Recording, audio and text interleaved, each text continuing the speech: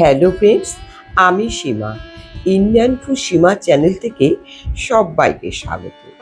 আজকে আমি শেয়ার করতে চলেছি বন্ধুরা সন্দেশ। সেটা অবশ্য থাম্বনেল দেখেই বুঝতে পেরেছেন। তবে আমার এই সন্দেশ একটু অন্যরকম। পাকা কাঁঠালের রস দিয়ে আমি এই সন্দেশ বানিয়েছি। আমার বাড়িতে লাড্ডু গোপাল আছে। আমি এই লাড্ডু গোপালের জন্য সিজনাল ফল পাকা কাঁঠালের রস দিয়ে এই সন্দেশ বা প্রসাদ বানিয়েছি। তাহলে চলুন বন্ধুরা দেখে নেওয়া যাক আমি এই পাকা কাঁঠালের রস দিয়ে কিভাবে সন্দেশ বানিয়েছি। আমি এর জন্য 20-25টা কাঁঠালের রোয়া নিয়েছি।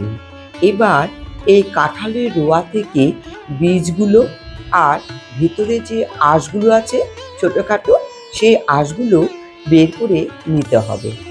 খুব ভালো করে বের করে নিতে হবে যেন একটুকু আঁশ না থাকে। আঁশ থাকলে কিন্তু ভালো লাগবে না। সেজন্য খুব ভালো করে এই ছোটোখাটো আঁশগুলো বের করে নিতে হবে।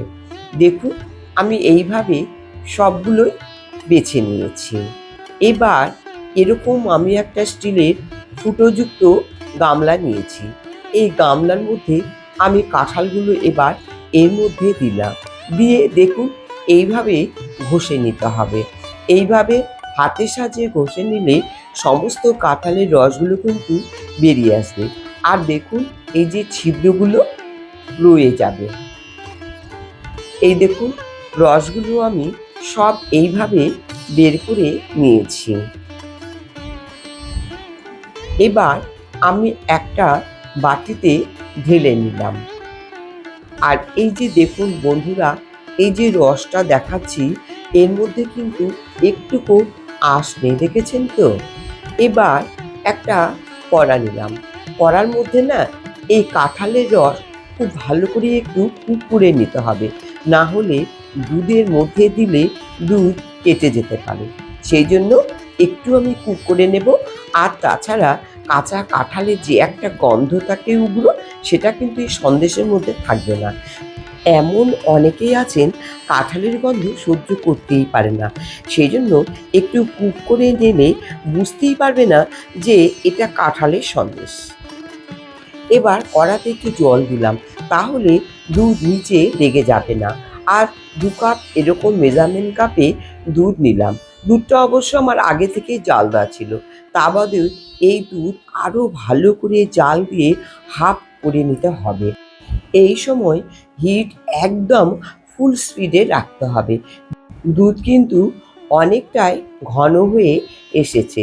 দিলাম কয়েকটা নকুলদানা, আর দিলাম 1 চা চামচ মতো কর্নফ্লাওয়ার এর মধ্যে মিশিয়ে দিলাম। এই কর্নফ্লাওয়ার দেওয়ার কারণে ক্ষীরটা খেতেও সুন্দর হবে আর বাইন্ডিংস করতেও বেশ সুবিধাজনক হবে।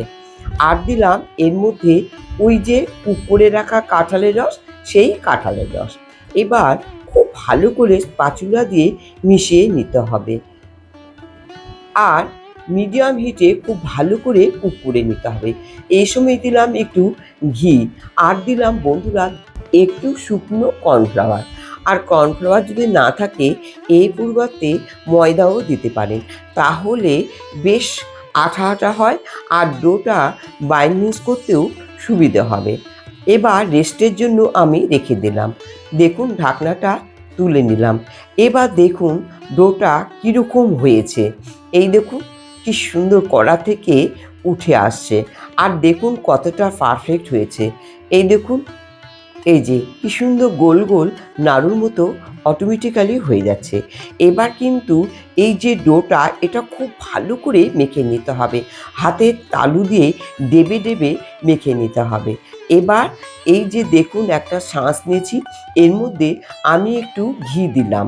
দিয়ে আমার হাতের দিকে লক্ষ্য রাখুন বন্ধুরা, এইভাবে ছাঁচের মধ্যে দিয়ে ক্ষীরগুলো ঠিক সন্দেশের আকারে বানিয়ে নিতে হবে।